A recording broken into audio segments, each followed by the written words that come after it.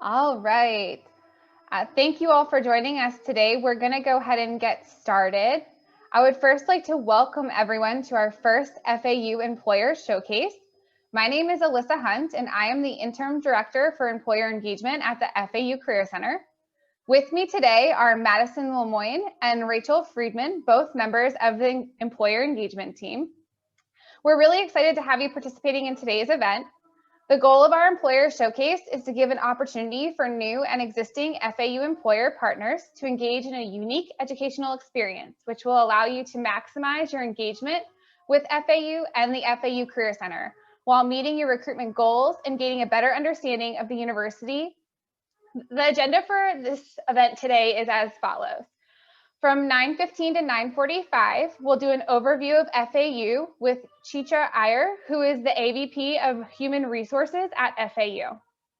From 9:45 to 10:15 this morning, we will have a speaker. Her name is Michelle Landry. She's the Senior Director of Engagement, Diversity, and Inclusion with Next Era Energy, and she will speak to how to successfully recruit diverse talent at FAU.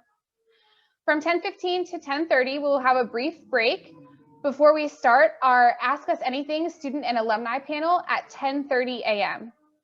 At 11:15 a.m., I will give an overview of fall 2021 recruitment at FAU, and then we will end our day with pop-in sessions featuring the FAU internship team, FAU Career Center liaison team, FAU Center for Ideas, FAU Office of First Generation Student Success, and the FAU Office of Military and Veteran Affairs.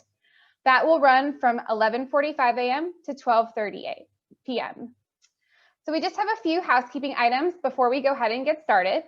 We would love for you to stay with us for the whole event, but we understand everyone is super busy. So please feel free to come and go between sessions if you need to do so. We will be using the same link for the entire event, so you can rejoin us at any time. We have many employers joining us today. So to ensure our platform runs smoothly, please keep your audio and video off for this event. If you have any questions for our presenters, please feel free to place them in the chat box. Madison and Rachel will be tracking questions and helping to answer them throughout the event. To kick us off, I would like to introduce our fearless leader, Karen Goff, Assistant Vice President of the FAU Career Center. Karen, take it away. Hello, everybody, and good morning. Thank you so much for joining us this morning. And please let me add my welcome to the FAU Career Center's new Employer Showcase. Given the extraordinary period we have all experienced over these past 16 months, as we prepare for what's next, we thought it would be a good opportunity to bring our employer partners together and connect on some important topics and programs and ideas that will help us all to positively move things forward. But before we dive into the program, I wanted to take this opportunity to say a very sincere and heartfelt thank you. Thank you to all of you, to all of our employers who are with us today, and to all of our employers who help support us at FAU. As I reflect back on all of the unprecedented circumstances over these past months, I'm reminded of the positive and supportive character and the resilient make it happen attitude of all of you, our incredible employers. Whether it's zooming in to speak to one of our classes or participating in multiple now virtual career fairs, or some of our new virtual career fair or some of our new virtual networking events, or some of our new programs that we've offered this past year, or figuring out how to do remote internships or part-time or full-time roles, you have all been there. Thank you for all you do for FAU, and of course, for your continued efforts and support. So as we look forward, please know that the FAU Career Center remains committed to actively supporting you, our valued employer partners, and in doing all we can to assist you in helping to achieve your organizational goals and objectives. Our mission at the FAU Career Center is a simple one, a lofty one, but one that we all take very seriously. And that is to help our students, alumni, and our employer partners in building toward a successful future.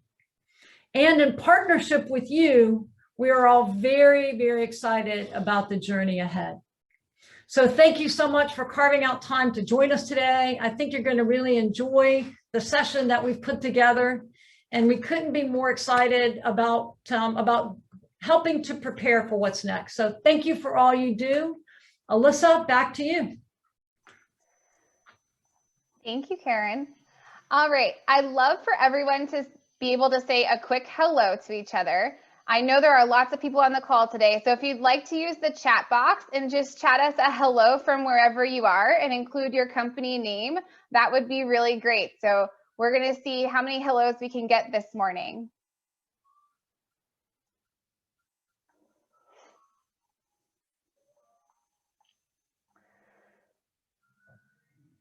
Awesome. I see a bunch coming through. Conduction Labs, the Peace Corps, Skill Mill, FBI, Northwestern Mutual. Hello, Deloitte, Kaufman Rosen. Good morning, Department of Justice. There are so many popping through, so I'm only catching every few, but thank you all so much for being here today and joining us. All right, I see that our first speaker has joined.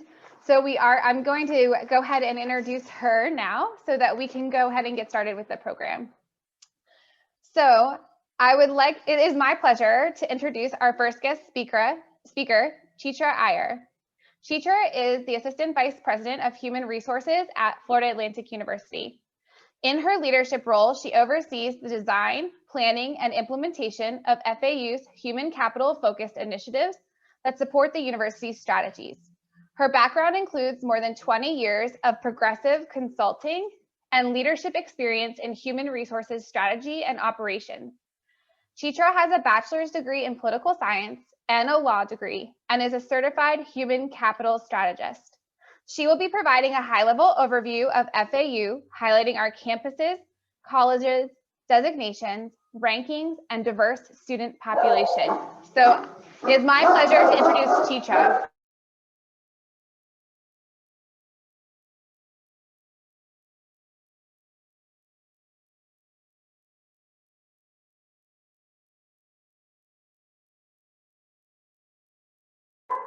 Chitra, are you there?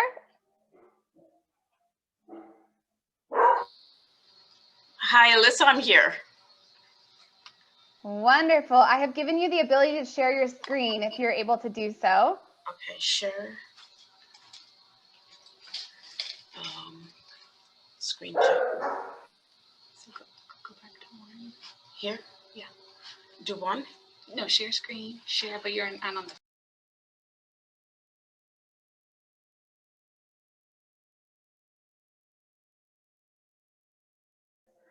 Wonderful. We can see your screen. We just can't see you. So if you do want to turn on your video while you're presenting, you're more than welcome to. If not, you can keep your video off as you're presenting.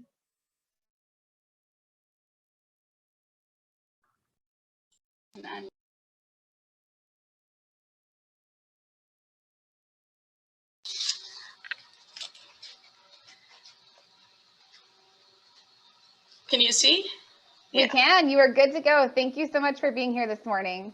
Can you give me just 1 minute? I just want to get my go right screen here.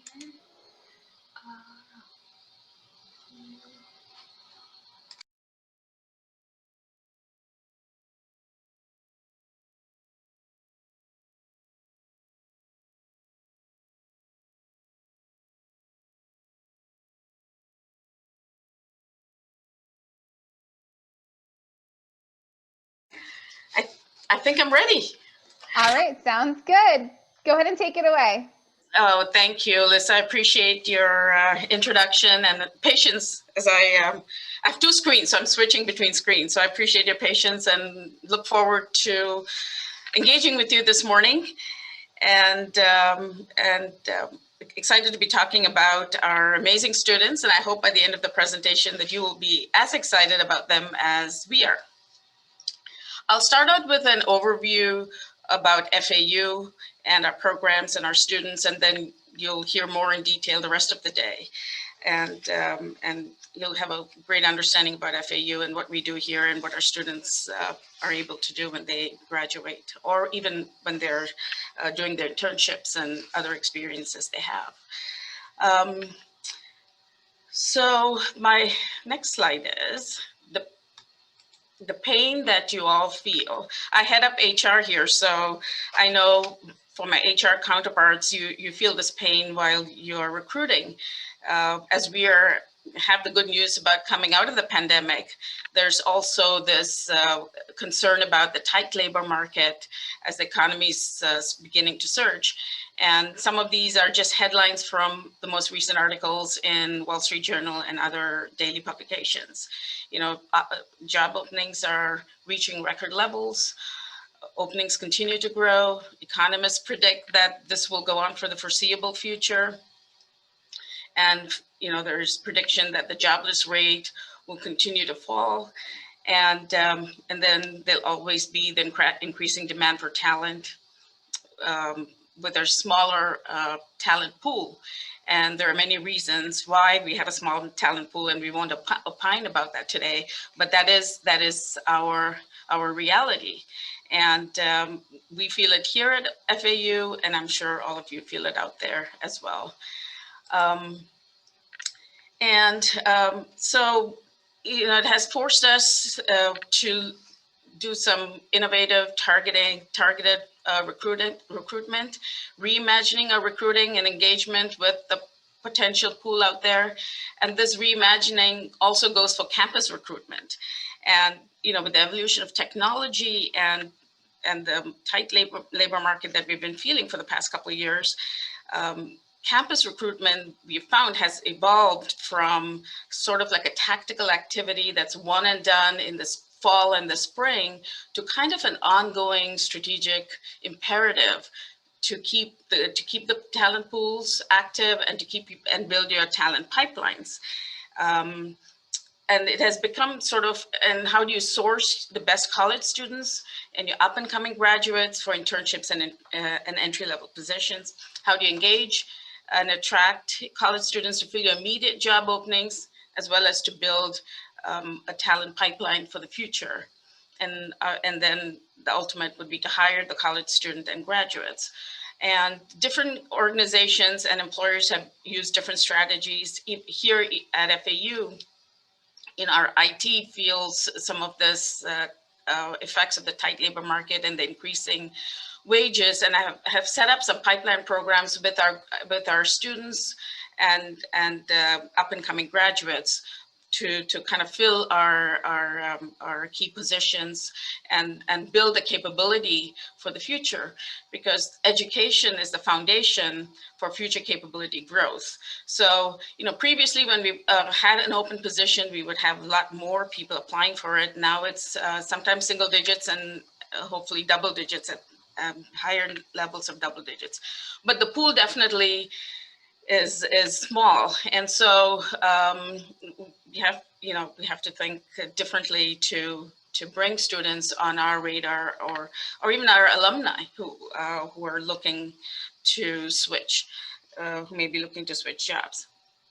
So it's definitely a sort of a hyper competitive world, and targeting them for your future capability growth of the employees in your organization.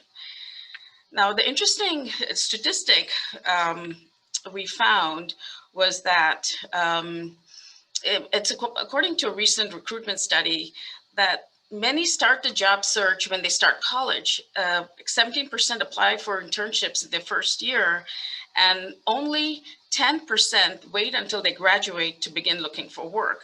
So it kind of highlights again the importance of building relationships early, so your organization is top of mind come graduation. So I think that kind of segues into, some of you know FAU very well, some of you know about FAU, and some may be new to FAU. So just as kind of an overview about FAU. It was established in 1961, and in the dedication ceremony in 1964, President Lyndon Johnson called it that was a new kind of university, meaning it's not the traditional university, but being relevant to what's going on outside is a key part of our DNA. And it's reflected in our 170 plus degree programs and our 30,000 plus students graduating from here. And I don't know if you knew that we were that big. We were about almost 30,000 students. We're spread out over 6 campuses, and our programs span I think 10 colleges. And I'll just kind of highlight the colleges to bring those on your radar. One is the Dorothy F. Schmidt College of Arts and Sciences, Arts and Letters, College of Business, College of Engineering and Computer Science, Charles E. Schmidt College of Medicine, Christine E. Lynn College of Nursing, the Graduate College, and our Honors College. So spanning these 10 colleges, we have new programs being created all the time while we sunset some older programs as the world of work is changing and the skills needed are changing. We're constantly refreshing and adding new programs and courses to be relevant to the industry needs and responsive to industry needs. And an example is, of course, big data and data science, which is kind of a growing field and requires a highly skilled workforce representing many disciplines. You know, and they should be good at gathering and interpreting and analyzing massive amounts of data, which then, you know, lead to powerful insights. And recently, researchers from Florida Atlantic University, College of Engineering and Computer Science, in collaboration with the College of Medicine and the College of Nursing, the College of Science, received a 5-year, $2.4 million grant from the National Science Foundation to train graduate students in data science technologies and applications. As we know, data science and analytics is an emerging area, and it encompasses computing, statistics, and various applications, domains that include medicine, nursing, industry, and business applications, among others. I just show this as an example of what's going on regularly inside FAU. We have amazing researchers and students who can take advantage of this. And also FAU is ranked by the US News and World Report among the top public schools. So our research profile has been growing, as well as a student profile in this field, kind of nationally as a national institution. So all this to say that FAU has the talent you're looking for. They are, because of these things that are opportunities available to them, they are sort of innovative, entrepreneurial, creative problem solvers, and they're making every day significant contributions to all areas of industry and research. There was recently a business competition where Aiden Natalie, a 20-year-old junior at FAU, created a Marine Connex app to help boaters find available services near them. And this is just this spring. And every year there are many entrepreneurial and research-related contributions that these students make. And what is amazing is some of our outstanding graduates this spring were high school students who graduated with bachelor's degrees before they received their high school diplomas. So you can see it spans the gamut. And our entry profile of students coming into FAU has been growing. And in fall 2019 was 3.83, and the freshman profile for those admitted to honors college was 4.18. And just another number to throw out, just this spring 2021, FAU conferred more than 3,200 degrees. So you see, we have the breadth and depth of talent, the breadth and depth of programs, and industry-related orientation that I hope will serve you well.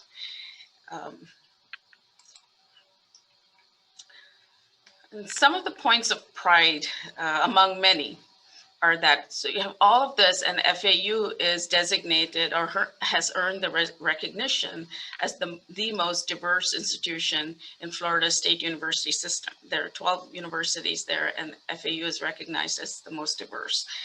And with more than 50% of our 30,000 students are classified as minority or international. We are designated as a Hispanic serving institution, and we have been so since 2017.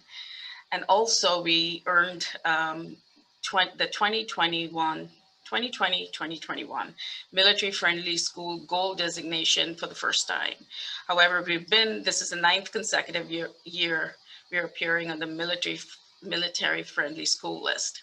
So we have a long history with that.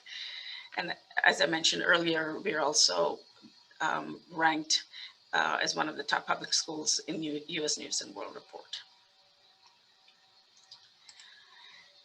And as you get to know FAU in greater detail, I leave you with the confidence that our FAU Career Center is well poised to help you build a successful recruitment strategy. The staff and the Office of Career Services have earned national recognition for their work, and some of that is featured here.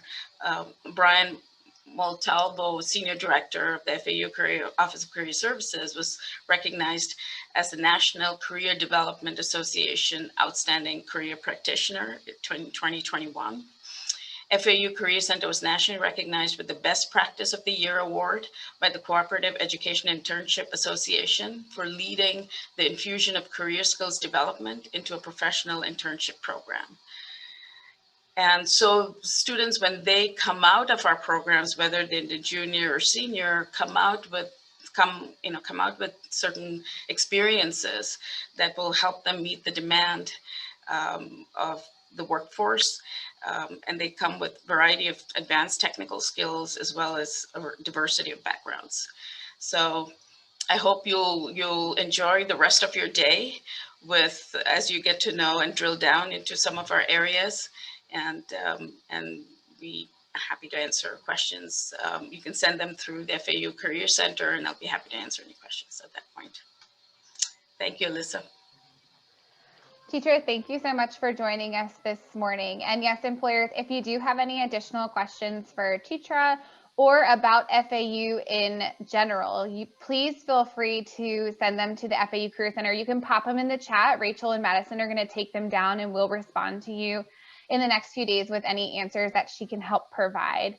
Chitra, thank you again for joining us this morning. I hope you have a really great rest of your Thursday. I appreciate it. Thank you, everybody. Good morning. I just want to add my thanks as well, Chitra, for joining us this morning and for sharing so much, great insight into FAU from our human resources leader with Chitra. So thank you so much for joining us. I wanted to personally thank you as well. And to our employer partners, Chitra talked about some things I know many of you know. And that is, that's certainly very important to us as it relates to a lot of the diversity and inclusion opportunities that are now in front of us.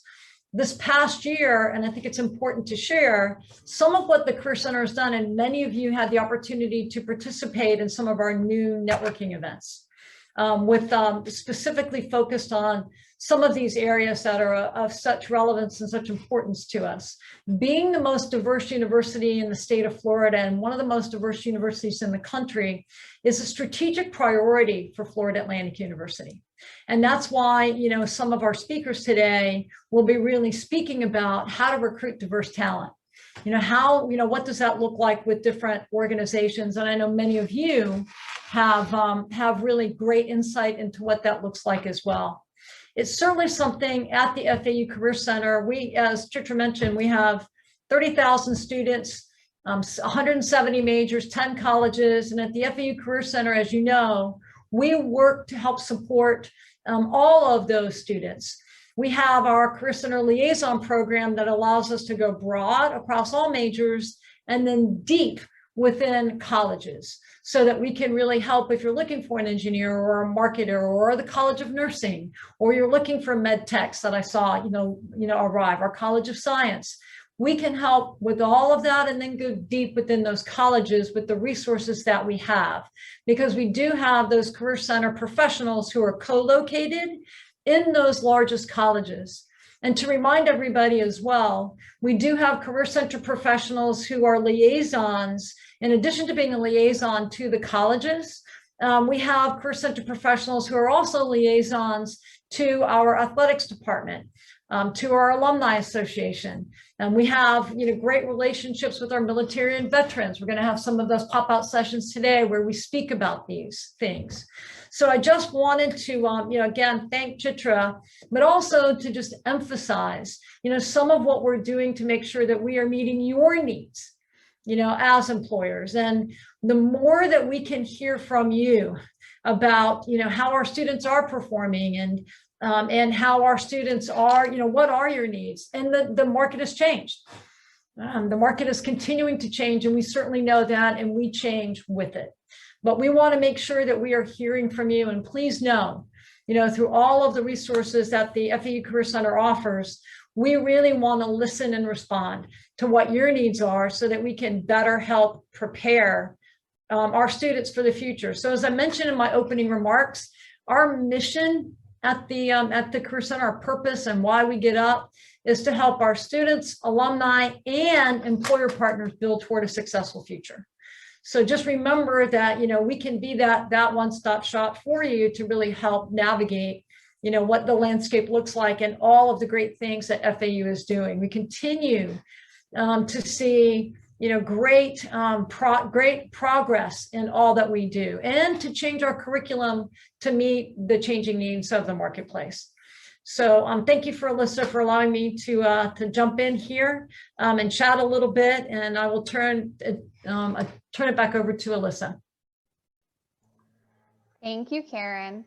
All right, we're gonna play a quick quiz game, and there may or may not be prizes, definitely may be prizes for being able to get correct answers. So I'm gonna ask Madison and Rachel to keep a really close eye on the chat so we can see who the first person to respond to these questions are. So I'm gonna start with some easy ones from Karen and Chitra's presentation. I would love to know, how many colleges does FAU have?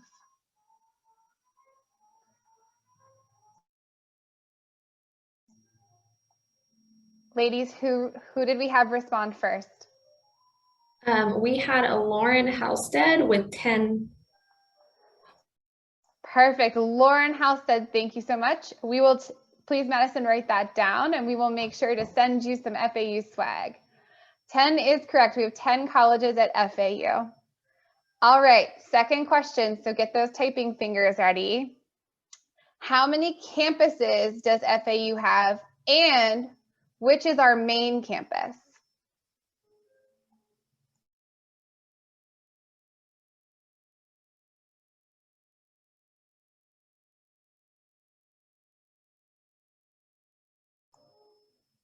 Ladies, who do we have that came in first with both answers? It looks like Heather Sarjoni, I'm gonna butcher that, I'm sorry, with 6, and Boca Raton. Wonderful, thank you, Heather, representing Northwestern Mutual right there. All right, third question. How many degree programs did Chitra and Karen say FAU has currently?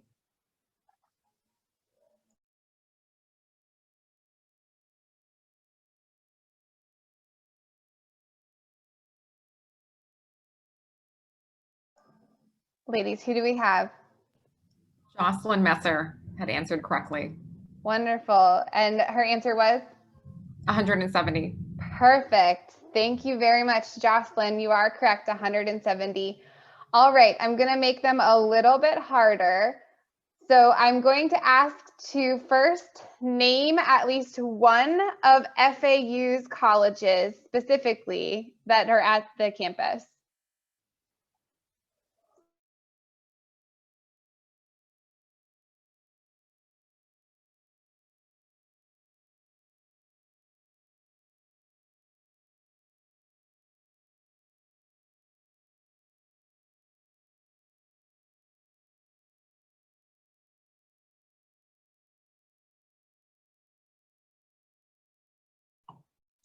We have Jordan Howard with College of Nursing.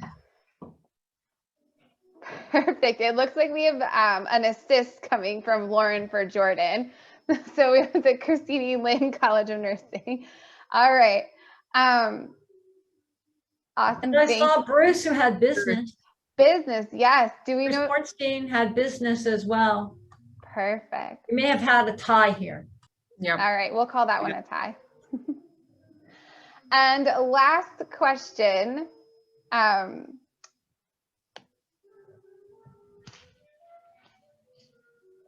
Who is our mascot at FAU?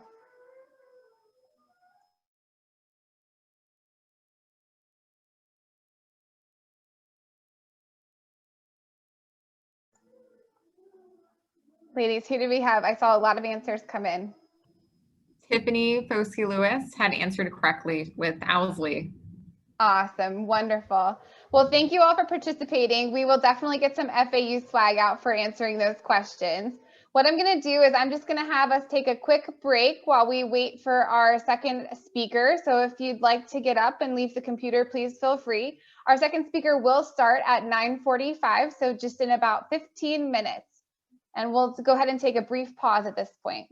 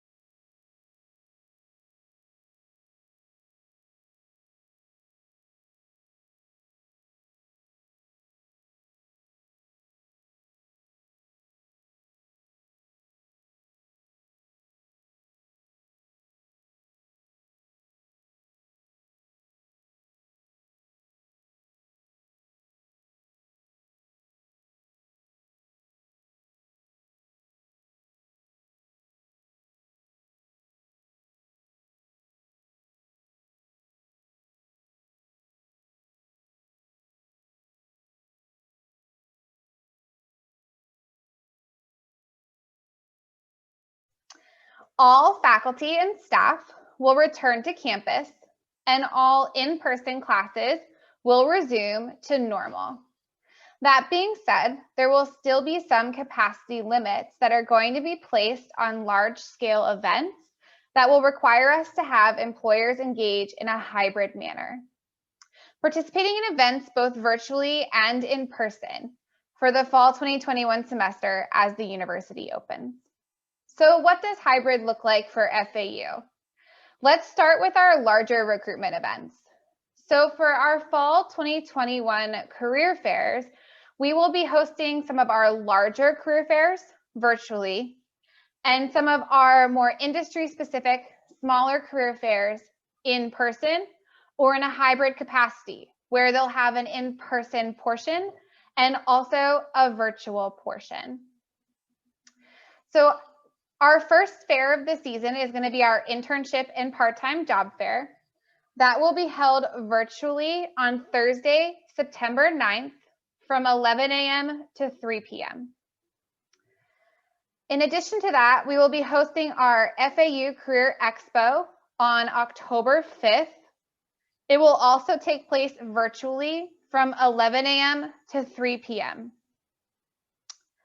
Our FAU Graduate and Professional School Fair will again be virtual.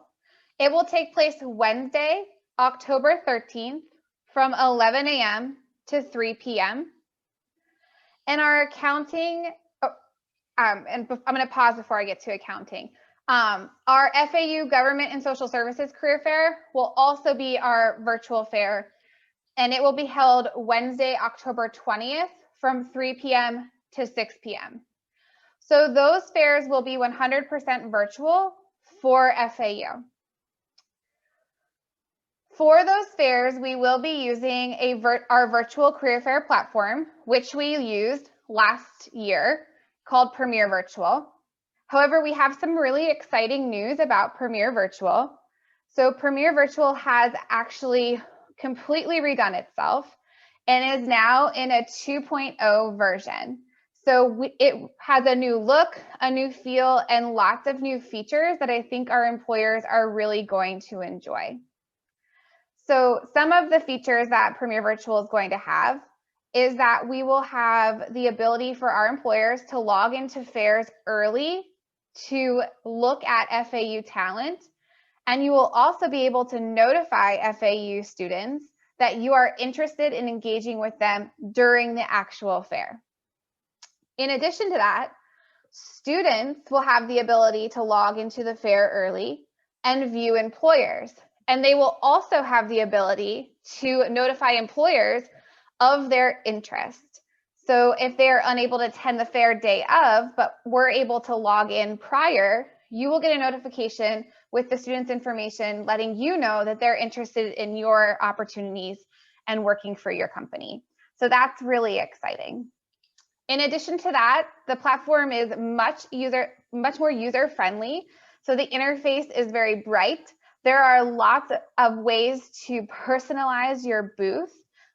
So not all employer booths will look the same this time around. There's about 30 different options. And you can also upload logos, social media, change avatars in the background, and really personalize your booth to meet your industry, which is pretty exciting.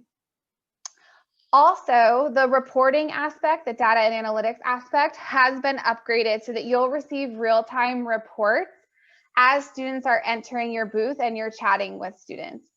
Additionally, you'll still be able to export all of your data from the day of, so all of the student resumes, all of your chats, to your applicant tracking systems or into Word docs or Excel docs that you can download and save so that you can contact students post-fair. So we are going to be using Premier Virtual. We will be hosting some training sessions for Premier Virtual in the coming months. So please be on the lookout for those. We'll send an email via Handshake to all of our employers so that they are able to become really familiar with the platform. You feel really comfortable prior to attending the fair. In addition to that, we are doing training sessions with our students to make sure that they know about all of the updates and that they feel really comfortable engaging with you so you both can have really successful times at the event and make sure that you're filling your hiring needs. So more to come. Be on the lookout for an email from us on training sessions on the new Premier Virtual 2.0. Now I want to backtrack to a few other fairs that FAU will be hosting this fall, but we will be hosting them either in a hybrid manner or in person. So for our FAU Accounting Fair, our Accounting Career and Internship Fair, that will be Friday, October 15th. It will be hosted in a hybrid manner. So the first half of that fair will be in person on the Boca Raton campus from 9 a.m. to 11 a.m. So employers will be able to see students face to face. It will be a select number of employers. We do have to have a capacity limit on that, but we will have employers there. If you are an employer that is able to attend the fair in person, you will also be able to attend the virtual event in the afternoon. The virtual portion of the Accounting Career and Internship Fair will take place from 1 p.m. to 3:30 p.m. on that same day, Friday, October 15th, and will use the Premier virtual platform. In addition to the accounting fair, we will be hosting a careers in STEM, science, technology, engineering, and mathematics, so a careers in STEM fair. This fair will be 100% in person from 11 a.m. to 3 p.m. on October 19th. So that will not have a virtual component to it at all at this point. It will be a fair that is 100% in person. I will tell you that we will have to put a capacity limit on the amount of employers who are able to attend. So if you are interested in attending that event, I would suggest registering sooner rather than later. All of the fairs that I've mentioned today are available in Handshake. They're open for registration. They're live. So you can please feel free to log into Handshake. We just dropped the link in the chat for you, and you can go ahead and register for any of our career fairs or events. The last larger event that we are going to host this fall semester is our FAU Diversity Recruiting Showcase. Now, some of you did participate in this event last year, and it was a really successful event. We had a lot of positive feedback, so we've decided to host it again this semester. This event is a recruitment event, but it is not a career fair. It is more of a networking style event in which we would like for the goal of the event is an educational opportunity for students around what they should look for in diversity, equity, and inclusion programs within companies and organizations that they may be applying for jobs. So the way that we host this event is that it starts off with a panel, and then in the last hour and a half, we open it up to networking for employers and students within the room. And these are open networking sessions. So employers are able to meet with students are able to ask questions, employers can provide, feedback, answers, information, and it's really meant to be more of a personalized, engaging event. That event will be Tuesday, September 21st from 4 p.m. to 6 p.m. And we will be utilizing Zoom to host that event. So I've just given a good amount of information on our fall 2021 career fairs. So I was just wondering if at this time anyone has any questions they'd like to pop in the chat specific to our career fairs before I move in to other types of engagement events on campus.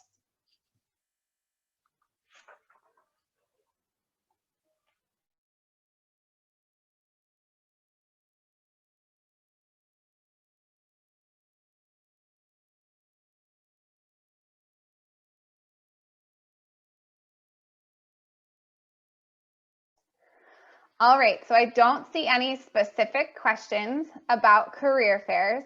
So I'm gonna move into other ways that employers can engage with our students at FAU for the fall 2021 semester. So we have lots of ways to engage either virtually and or in person as campus is reopening. So the first is that we as a career center do allow employers to take over our FAU Instagram account, which is a really great branding opportunity and a wonderful way to reach many students across all majors at FAU's campus. It's a good way to get your name out there. So how this works is that employers create content for their Instagram account.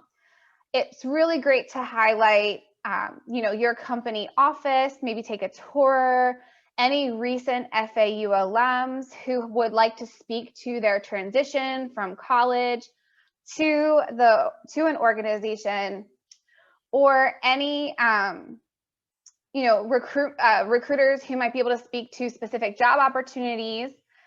It's always really fun if they're FAU alum, but if not, that's okay as well. These opportunities take place on Thursdays, and we host them throughout the year. They are $50 to participate, and they do book up really quickly. So if you are interested in participating in Instagram takeovers, you can reach out to myself, Madison, or Rachel, and we'll drop our email in the chat box for you, and we can help you get registered for that type of event. I'm going to pause there because it looks like I do have Michelle Landry who has joined us. So I would like at this time just to make sure, Michelle, are you there? Yes, I am here. I am just getting my camera situated and I'll be ready in just a moment. Wonderful. While she's getting her camera situated, I'm going to go ahead and introduce our second speaker with Michelle. And then later on in the day, I will circle back to other ways that our employers can engage with students at FAU in the fall 2021 semester. So hold that thought, more to come. But at this time, I would really love to introduce Michelle Landry. She serves as the Senior Director of Engagement, Diversity, and Inclusion at NextEra Energy. She leads employee engagement, diversity, equity, and inclusion, as well as equal employment opportunity compliance efforts. Michelle facilitates 12 employee resource groups, the Corporate Diversity Council, the Executive Diversity Council, and the Racial Equity Team that reports to the Chairman and CEO. Prior to joining NextEra Energy, Michelle worked for the Coca-Cola North America business for 9 years in organizational change management, employee engagement, and diversity and inclusion. Michelle also spent nearly 6 years as a management consultant with Accenture. Michelle's passion for people has guided her professional career, and she prides herself on investing time in her role as a mentor to many. NextEra Energy has been a strong partner of the FAU Career Center and has successfully recruited on FAU's campus for many years. Michelle will be sharing insights and perspectives on successful recruiting practices, in addition to highlighting NextEra Energy's recruiting methods, considerations when choosing their engagement with FAU, and how they are best able to recruit diverse talent to join their team. So without further ado, I'm going to ask Michelle to take it away. And Rachel, can you please share your screen for Michelle's presentation? Thank you. Sure. Thank you, Alyssa. Can you hear me okay? We can. You're coming in loud and clear. Perfect. Well, thank you so much for having me today. I am so happy to talk a little bit about NextEra Energy and how we do recruiting, to give you all some ideas on ways that you can really take your recruiting practices to the next level, and a few things to keep in mind. So let's go to the next slide. So when you're thinking about diversity recruiting, there's a few things that I want you to consider. The first is where you go to source diverse talent. That is going to be really important as you think about your pipeline. You also want to be sure that you're looking for processes that allow you to mitigate any opportunity for bias to creep up in your recruiting processes. And finally, I think that the employee value proposition piece is so important, especially as we think about recruiting entry-level employees. So be sure that you're very proactively telling your story. And I'm going to share some of the key points that we like to talk about at NextEra Energy. So let's start off by talking about how you can source diverse talent and how you can mitigate bias in recruiting. And I thought I would start this off by telling a story about me and my alma mater. So I attended both undergraduate and graduate school at the University of Pittsburgh. And one of the things that I thought as I started getting settled in my career is that it would be really fantastic to go to the University of Pittsburgh and look for some other Black students to recruit into the companies that I was working at. And what I learned from that process is something as simple as wanting to support your alma mater. I'm sure that, like me, many of you also look for opportunities to do that as you're bringing folks into your organization. But what happened is, as I looked at the diversity of the University of Pittsburgh, what I found is that it actually is not much more diverse now than it was when I attended university over 20 years ago, which is crazy, by the way. I can't believe it's been that long.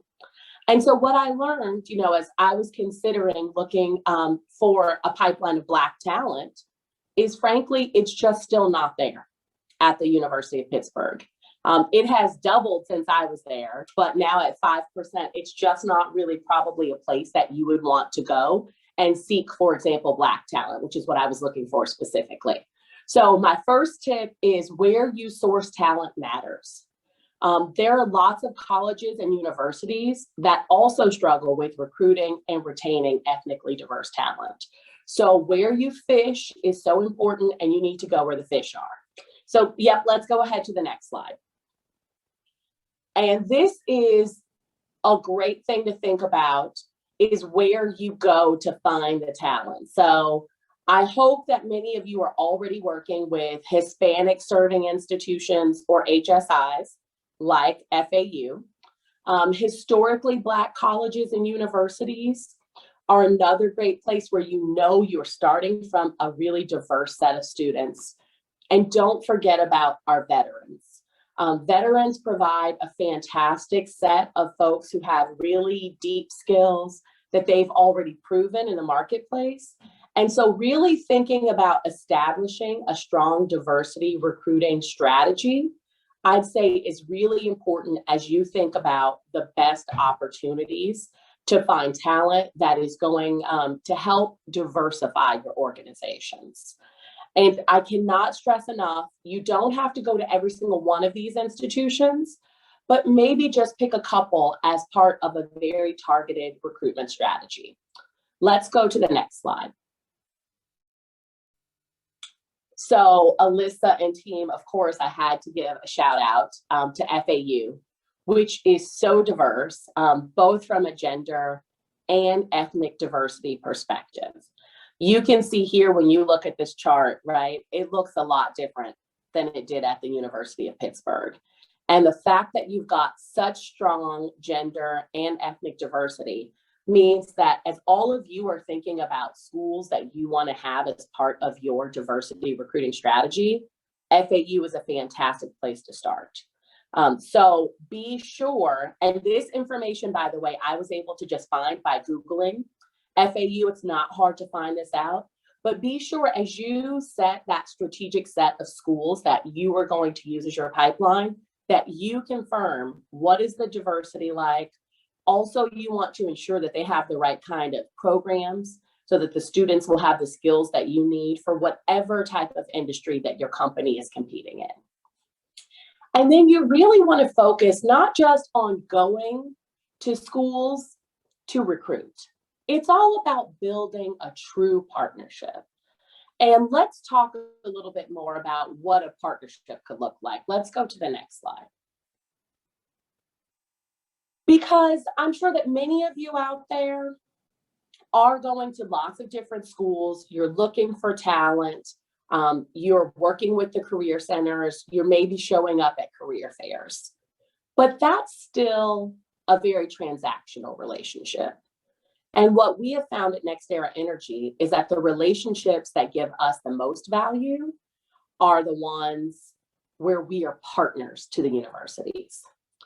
So we like to work with the schools to review resumes of the students to be sure that they're really framing their experience and skills in the way that really jumps off the page.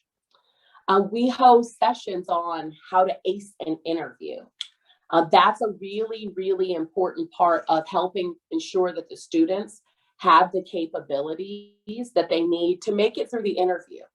You and I know that a resume is important, but that opportunity to make a first impression and really sell yourself is an important part of how you land the job.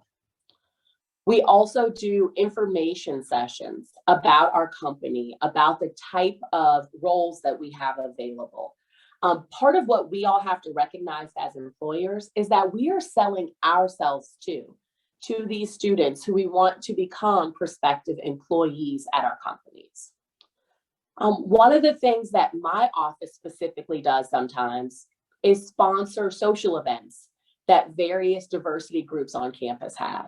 So something as simple as sponsoring pizza for an event at, the Black Engineers Club can make a really big difference in moving from transactional to partnership, and can help that as they see opportunities available at NextEra Energy, they will remember how we supported the university's organizations. I talked a little bit about mock interviews and how important those are. Practice is something that I talk to all of my young mentees about all the time. You want to ensure as you are talking to folks about what you bring to the table, you can do it very effortlessly. And then I know that I said you want it to be about more than just career fairs, but that's still a fantastic place to go out to talk about existing roles at your company. Bring hiring managers if you can. Bring folks who are sitting in those roles today so that they can hear a little bit about the day in the life. But I'd say that your diversity recruiting strategy is not just about having lots and lots of universities that you want to go and recruit from. It's about having a few truly key partnerships that you're able to leverage to find the talent you need when you need it, and to really create your employer as a key place that some of the FAU students can see going to build their careers. All right, let's go to the next slide. Because since I mentioned recruiting and resumes as a diversity, equity, and inclusion practitioner, I couldn't let it go without reminding all of you about a few ways that we can mitigate how bias shows up in recruiting processes. And you really want to start at the beginning.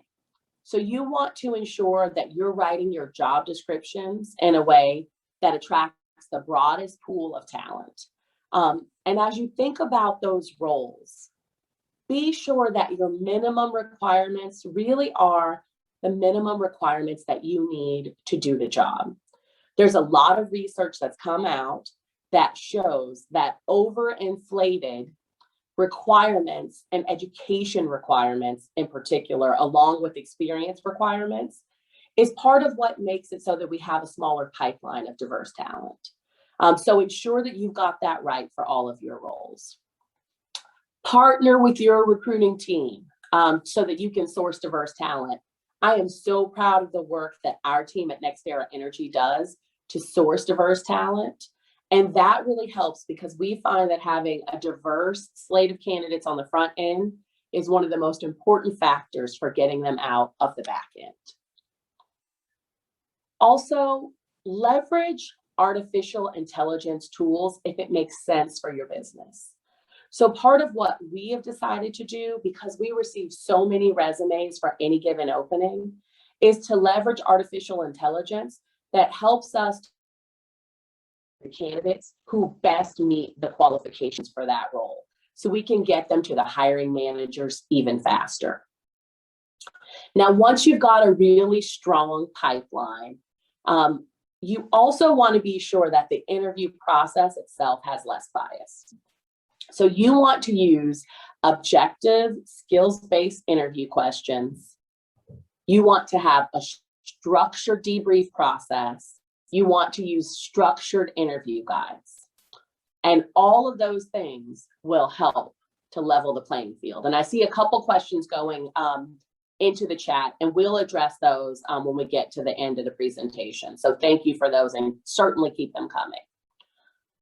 Part of why you want to use those standard practices is just to ensure that there's no one that's getting an unfair leg up in the process by maybe not being asked the same questions or not having the same rigor. The other thing we can do regarding diversity is to have a diverse set of interviewers. And if you do those in a panel, you get bonus points because you've got everyone there at the same time hearing the same messages. Another thing we see is having more assessors is good so that you can reduce the impact from bias that maybe any one or two people could have. And you want to ensure that that diverse set of interviewers has a real voice in the hiring decision that will be made. And those are just some of the tips that I like to share for how you can mitigate bias in the interview and the recruiting processes. So let's go to the next slide. This next piece, I just wanted to quickly remind you all about the importance of telling your story. Like I said, this is a very much a two-way street, and this is an opportunity to really sell the employee value proposition of your company. So let's go to the next slide. So we like at NextEra Energy to always start from our corporate values, and we believe that they're what drive our success. We're committed to excellence, we do the right thing, and we treat people with respect. And they're not just words on a page, they are really embedded into our culture and everything we do. Next slide, please. We also have a very clear vision. And our vision is to be the best clean energy company in the whole world. And our main businesses are regulated utilities, FPL and Gulf Power. We want them to be the best electric companies in the US. And then NextEra Energy Resources, which really focuses on our renewable energy. We want it to be the world's leader in wind, solar, and battery storage. And you've got to be able to very clearly articulate the vision of your company. Let's go to the next slide. So then we like to share a little bit more about the success that we've had in renewable energy and storage. And I won't go into all of these details, but just keep in mind, this is the type of information that we share with prospective employees. So let's go to the next slide. We also really tie ourselves to the marketplace and the value of our customers and what they are looking for, right? We know that renewable energy is going to be a really important force, not only from a business perspective, but because of customer demand and frankly, what we need to all do to help our planet. Let's go to the next slide. So we share a little bit of the financials though, right? The financials of why renewable energy makes the most sense. And what you can see here from all of these different types is that wind and solar energy really is the most cost effective as well. So we like to also share a little bit about the business and why it's a smart business choice to join our company. Let's go to the next slide. Innovation is really important for our business. And I will tell you what we find, especially with students, is that they're very interested in working on cutting edge, high technology, innovative solutions. So we like to share some of the really cool technologies and process improvements that we always do on an annual or more frequent basis. And then you can see some of the cool high tech tools we use like drones, robots, and even VR. So you've got to figure out for your industry, for your company, what is cool and interesting and new, but it's really important to sell that, especially for prospective employees who are coming particularly from university setting. Let's go to the next slide. We always like to talk about our diversity and inclusion story. And for us, especially, interns and entry-level employees are a really important part of our diversity. And it's part of the pipeline that we have to continue to grow the diversity of our company because the industry that we're in has not historically been very diverse. And then let's go to the next slide. We also like to talk about generational diversity. Once again, for this audience to understand how important they are in helping us to bring our diversity strategy to life. And you see Generation Z over to the far right.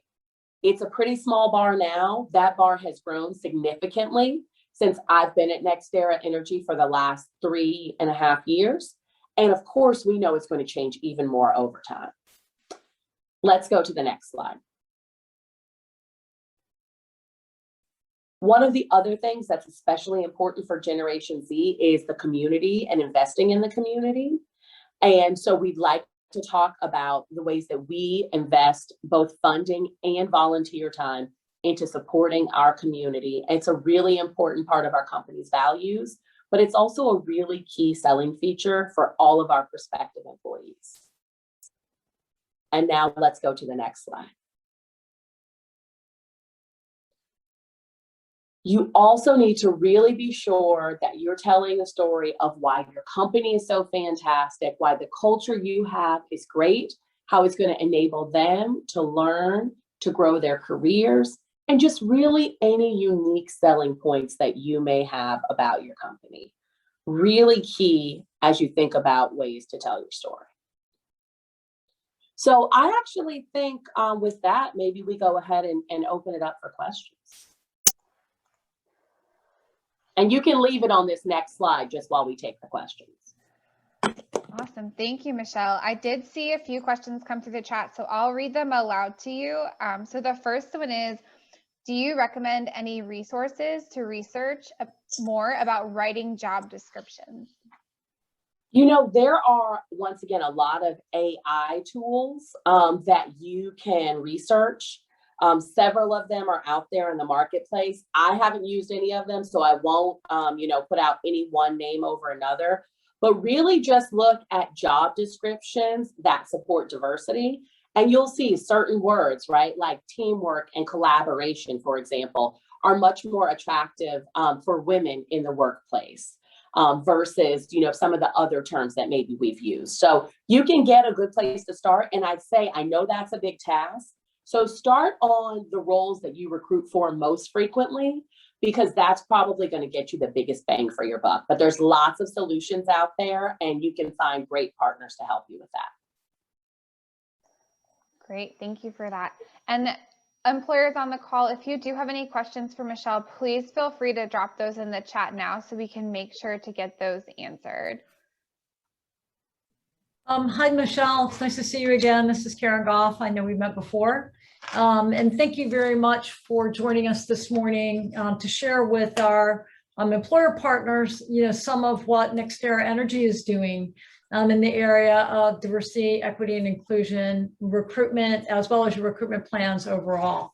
One of the things we thought that would be really important was, given the emphasis that we all have on diversity, equity, and inclusion, was to share. And we really are grateful that Michelle, took it as an example of a company who has, very well-developed programs and plans around, diversity, equity, and inclusion. And we really appreciate very much your taking, the opportunity to share these insights with all of us, quite frankly. At Florida Atlantic University, and thank you very much for the shout out, we are the most diverse university in the state, and one of the most diverse universities in the country. And as I mentioned earlier this morning for the employers on the phone, that's certainly something that we are, and that's part of our pillars. It's part of FAU strategy. It's part of who we are. It's in our DNA. And we want to make sure that we are also partnering with you, our employer partners, to make those connections and build those bridges that we often talk about as it relates to diversity and inclusion. And Michelle, you mentioned veterans. We're a veteran-friendly school. We have an incredible program around women and gender, equity and inclusion. We have a Black student union. We are a Hispanic serving institution. So that diversity platform is certainly something that we work diligently around. And we introduced our first networking event, as Melissa was saying earlier, last year, and more to come. But we seek the input and partnership with you to make sure that we as an institution, and certainly with the Career Center, are helping you to do all we can, or that we're doing all we can to help you really fulfill your strategies and your pipelines. And that partnership that Michelle talked about, because that's really where we're back to that mission, right? That's really where a lot of that success comes from. And we're here to help help navigate those waters at Florida Atlantic University, because there's so many different opportunities here. And that's where we can help to really create some, great plugins and great events for our employer partners. And we really appreciate, the great partnership we do have with NextEra Energy. So thank you so much, for all of your insights, and employers. Any questions you have, certainly for Michelle or any of us, we're certainly here to provide that support. But I just wanted to add my comments and also my thanks for you and your team to join us today. And thank you so much for sharing how NextEra develops, excuse me, and executes their diversity strategy, if you will, recruitment strategy as well, among others. So thank you so much. Thank you for having me. Happy to be here. And Michelle, I'm going to give our employers one more opportunity. Any final questions that you might have for Michelle, please place them in the chat. We'd be happy to get those answered for you at this time. We'll just give it a few more minutes or a few more seconds.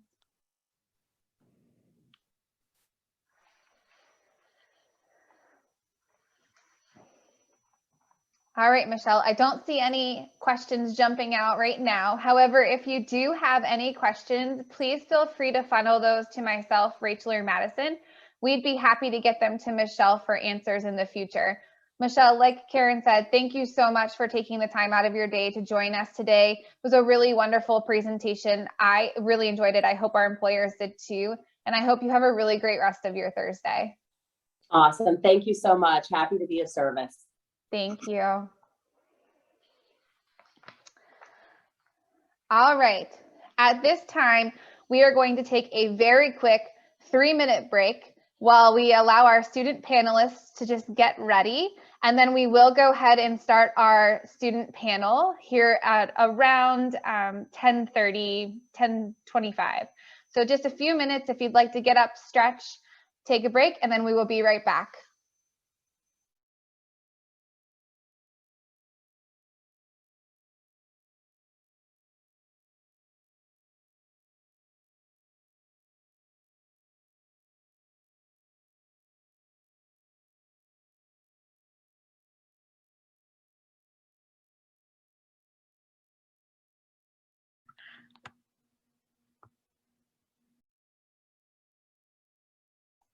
Panelists, if you would just like to make sure that your video is working, you can go ahead and turn on your cameras.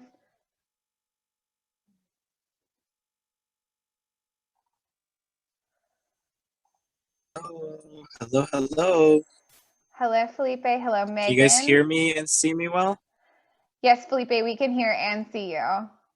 Perfect, perfect. I'll Thanks be for being on here. this side, of course. I'll be on this side waiting on directions, and I'm looking forward to presenting myself. Sounds good. We'll be starting in just a few minutes.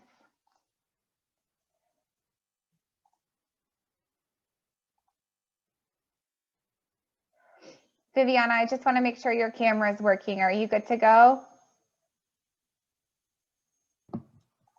Yes, I'm sorry. I was just coming in and out. You're totally fine. I just wanted to make sure your audio and video is working. So thank you for being here. No And then problem. Megan, thank you. And Megan, I just want to check your audio. How's it going? Pretty good, I hope. Awesome. We can hear you. All right. We'll just get started in a few minutes. Thanks for being here. Of course.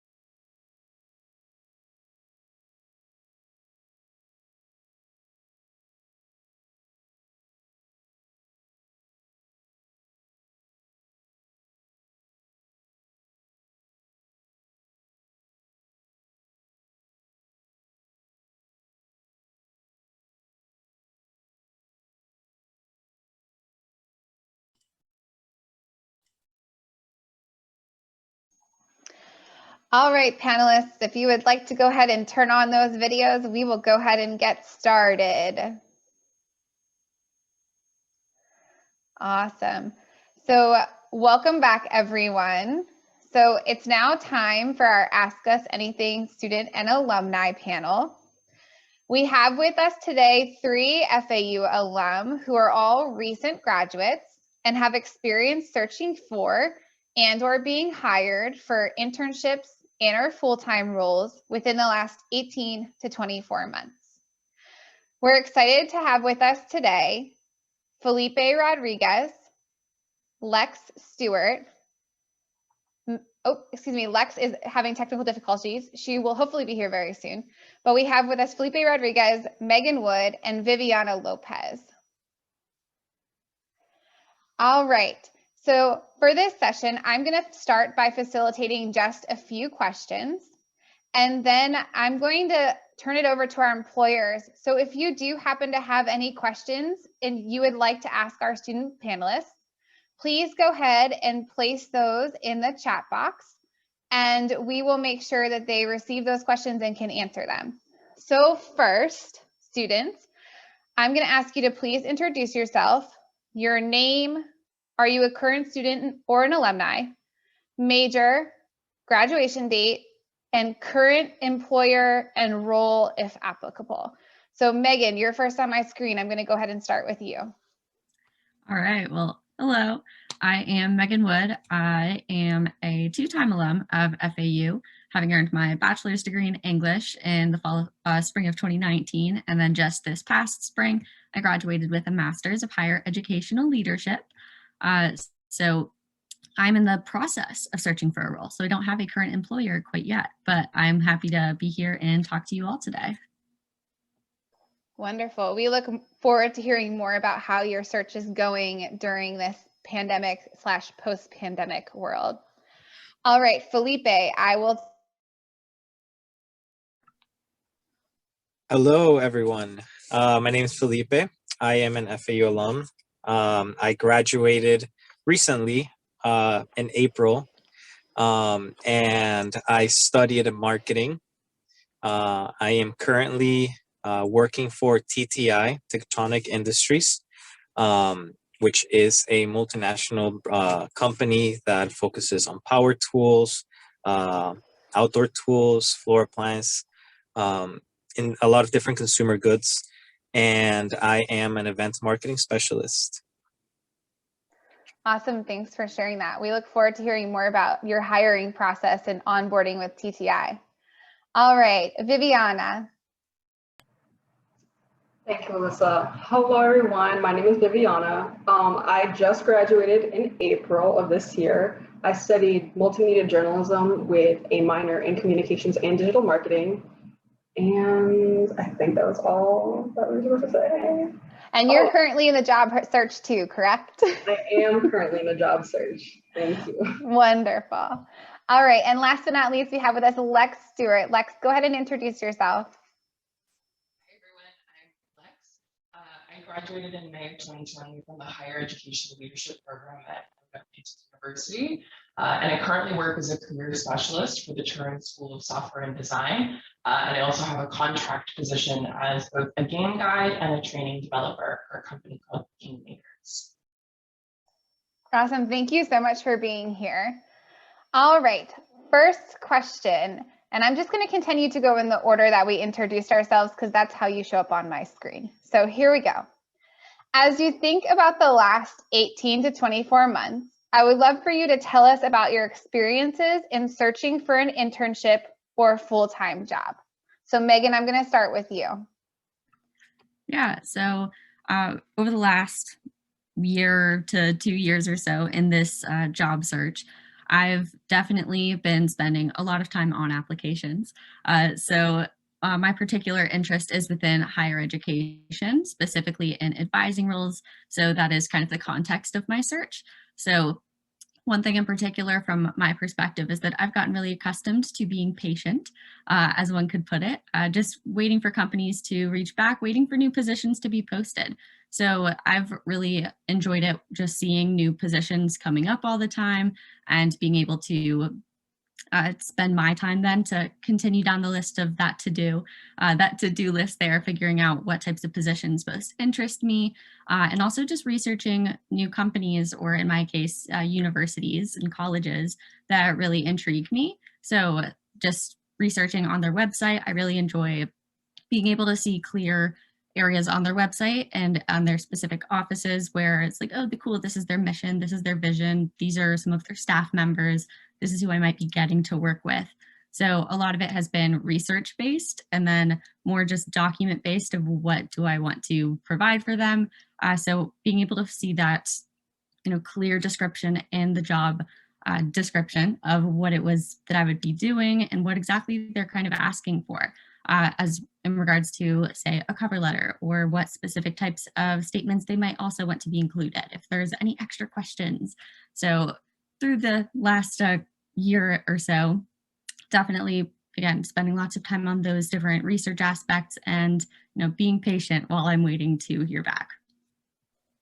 Thank you for sharing that. Felipe, go ahead. So my last year has been a bit of a roller coaster, of course, because the pandemic hit, which brought its up and downs. I decided to get as much involved as possible my last year of college. I started getting involved in different organizations. I got into a business fraternity, so I wanted to expose myself as much to different types of opportunities and different employers that would work alongside FAU to hire. So a lot of it was that. A lot of it was attending events through organizations, or doing research through LinkedIn and Handshake as well. I also attended get hired events with the Career Center that would give me a little bit of an understanding of not only an employer, but of different roles that would be out there that would interest me. I decided that I wanted to try something different that was not 100% something that I was comfortable with from what I have previously interned with or worked with. So I had a large variety of different options of where I could apply. So I started doing a lot of research, applying to different opportunities that I felt comfortable with. And yeah, I mean, luckily I was able to connect with my current employer through FAU and through the American Marketing Association. And I was able to land a job with them. So, it had its ups where I was able to connect with a lot of people, online and virtually. And then it had its downs where, I wasn't able to have that face-to-face interaction with an employer, which built a different type of connection. But, it was good at the end of the day. Thank you for sharing that, Felipe. Viviana. So for me, I've actually kept in contact a lot with Mitchell Rochelle, I'm sorry. He is a Career Center liaison within, what was my college. So he actually helped me find a lot of my internships, including a foundation that I'm part of, the Emma Bowen Foundation, which they also send out jobs through email. A lot of the times I'll go on to Handshake, thanks to the Career Center, and just look up jobs that are in my area or not in my area that just fall within my field. I'll get emails, if not daily, at least like 3 times a week from these different sources. And that's really how I've been finding these jobs. Sometimes I'll do what Felipe does and go on LinkedIn and just browse through. A lot of the times I see, even on TikTok, different ways you can find jobs. If you go on LinkedIn and then look up, I think it's alum from your school, you can find where their positions are in different areas that you want to be at. So just those different techniques, that's how I do it. Awesome. Thanks for sharing. And Lex. Absolutely. So similar to Felipe, I graduated during the pandemic, and so everything was truly a roller coaster. And I will say that my job search process was a little bit unique. So when I graduated in May of 2020, a lot of people in higher ed were in a full body panic because in 2020 things didn't go quite as we had anticipated for higher ed. And so I got a position in July of 2020 through an institution here in Austin, Texas, where I currently live. I realized it was not a good fit for my strengths and values a little bit further into my position, and ended up only working there for about 7 months before I got this position at the Turing School of Software and Design. I think in like retrospect, because of the pandemic, because of the like, panic to get a job after you graduate, past me was maybe not thinking as critically or as in-depth about the position as I might have given other circumstances. So it was a great experience, and I certainly don't, regret doing any of the things that I did. But in retrospect, there are some red flags I could have seen a little bit sooner. And then I also work, as I said previously, as a contracted game guide and a training developer for a company called Kingmakers. So I develop training and onboarding for game guides, and game guides facilitate online board games with groups of people. So I currently have 3 jobs, if we're being technical, and I started 4 jobs in the last year. So the way that I found my original position back in July was through higheredjobs.com. It's where all of the best higher ed jobs are posted. It's the easiest place to find them. And then I found this position for Turing actually through my network. I was talking to someone about how difficult it was to find remote positions, which was the kind of position I wanted in career coaching. And she happened to stumble upon one just by happenstance in a group she was in. She was like, hey, you said you were into career coaching. This is remote. Take a look at this. And it was the perfect fit. So I think the best way to enhance people's job search, if they're thinking about it, is to tell literally everyone and anyone, because you never know who has a connection. Awesome. Thank you for sharing that. All right. Next question. What type of employer recruitment events or tools did you find most beneficial in your search over the past year and a half? So Megan, I'm going to start with you. Yeah, so in the field of higher education and my experiences, I haven't gone to as many events as I potentially could have, again, working or looking for this job in a pandemic. I know there are a number of different like conferences to attend, ones that are specific even to finding jobs. But my biggest experience looking for new positions is just finding it posted in multiple places. So whether it's specifically on the HR website for that specific company or university, also on the different sites that are specific to my field, as well as on LinkedIn and even on just a simple Google search. I think that one of the things that's helped me the most is definitely seeing it in lots of different places so that I can do lots of different searches and come up with lots of different positions that really interest me, in kind of lieu of all of those really fun events that I didn't have the ability to attend as much this past year. Thank you. Felipe? Very similar to what Megan said. Research on LinkedIn on Handshake. I would also look at, Glassdoor reviews on specific roles. So I pretty much utilized all of like the job search websites that are out there. And in regards to events, I would say similar to what I touched base on in the beginning, where I would try to join virtual events through either the Career Center or my organizations. We would hold sometimes conferences that were held virtually, so it was really easy to get in front of those employers, which was extremely beneficial. And I think what really, I guess, helped me decide mostly was that I was attending these events that were held through my organizations that were specific to what I was studying or what I was interested in.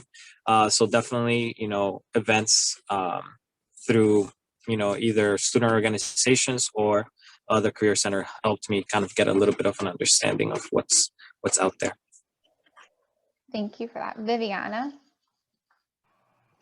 For me, kind of also similar to what Felipe said, there's certain events that say organizations will hold, like I mentioned before, the Emma Bowen Foundation.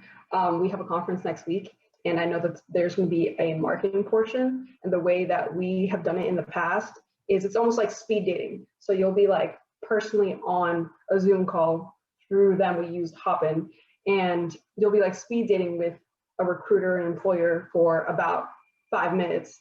And you get to just exchange information. And I feel like that's probably the most beneficial, because instead of it being a group setting where I could just sit here and talk about myself all day, and like sometimes people are like half listening, you get to really like engage and get to know a person on a personal level. And it kind of helps you know whether or not like that company or say that person that's looking for a job kind of aligns, because you kind of get that feel that way. Otherwise, I would say just like the typical like going on to Handshake again or going to any event where there's like people. I know like unfortunately due to the pandemic we couldn't do in-person career fairs, but those are probably the best just because it's very one-on-one instead of a group setting. Awesome. So you really liked the one-on-one style events employers were hosting throughout the pandemic, even if they were virtual. Perfect. Awesome. And Lex, I'm going to pass it to you now. Sure. So like I mentioned previously, I found my very first role out of grad school from higheredjobs.com.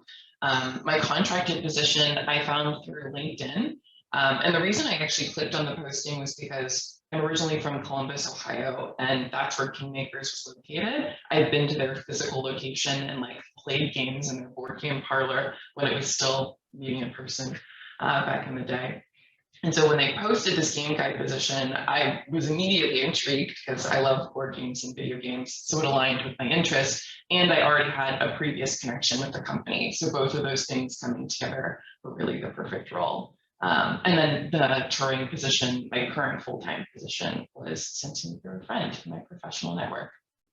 So LinkedIn, I think, is the best tool in my opinion for finding positions you're interested in. That was really helpful. Awesome. So I do see a question from one of our employers coming through. So I'd love to pose this one. So what specific qualities attract you to a company? So Megan, I'm going to go ahead and start with you.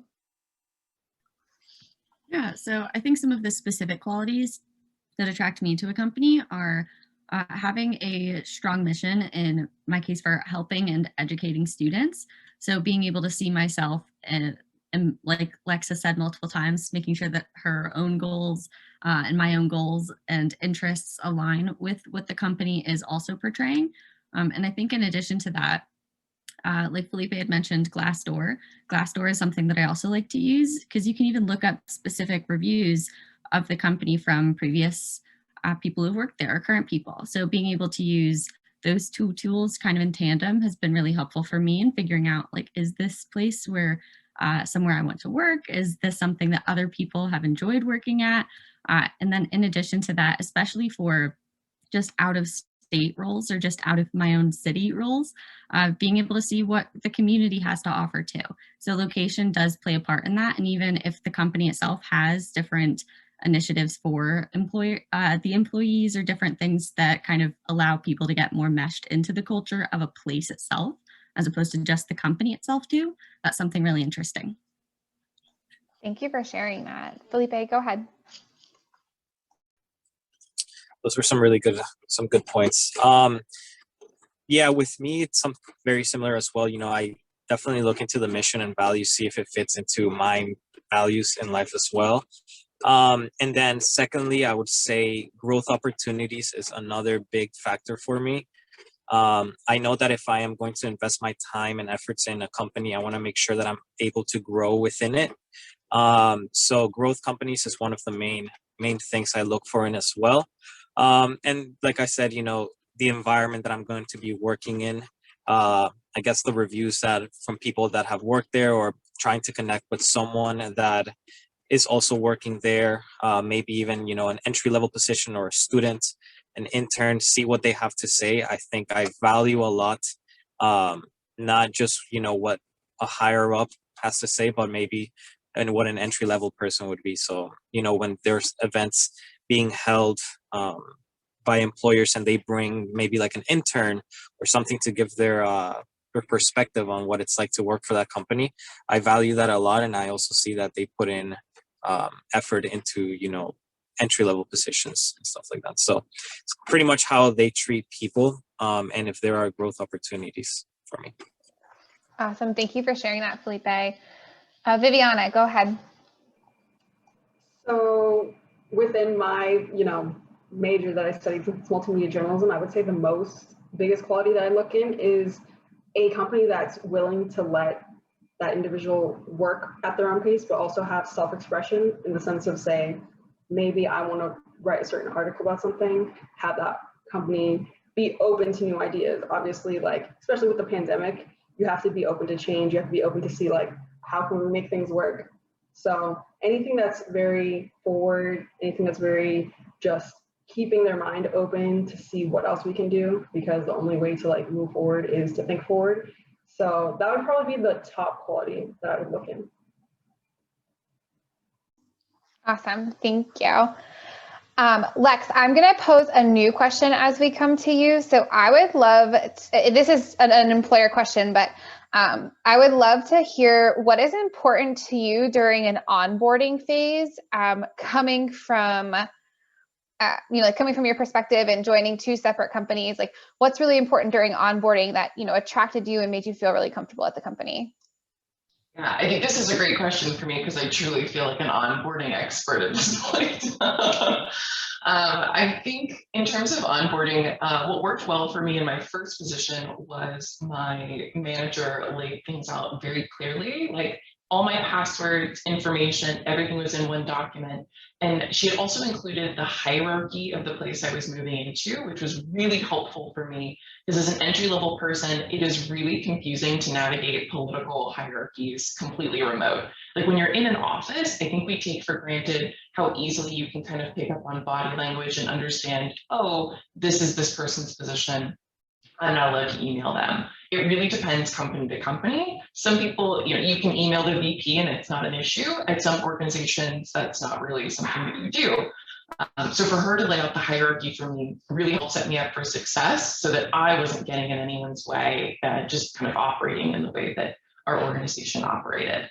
I would say the flip side of this was I did feel like there was a lot of micromanaging in moments where I was fully capable of doing the job. So there is this expectation for a lot of entry-level positions that we are like fresh new babies to the employer world. But we also have a lot of really great skills and expertise that we're bringing to the table. And I think if I was included a little bit more in the onboarding process, asked more questions, given more autonomy, I would have felt more invested in my position and in my role, as opposed to what actually ended up happening.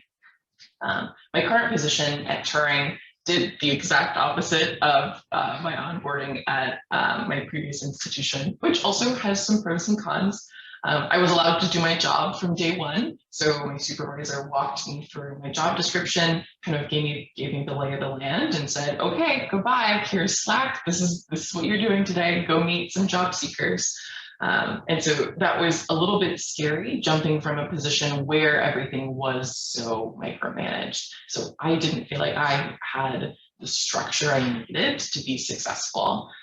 So I think both of these to me kind of bring out the piece of asking questions of the folks who are onboarding, because you never know where they're coming from previously. You don't necessarily always know what is going to set them up for success. So asking them questions and bringing them into the onboarding process, as opposed to assuming that just because this is the way we've always done it, that they'll be able to take that and run with it.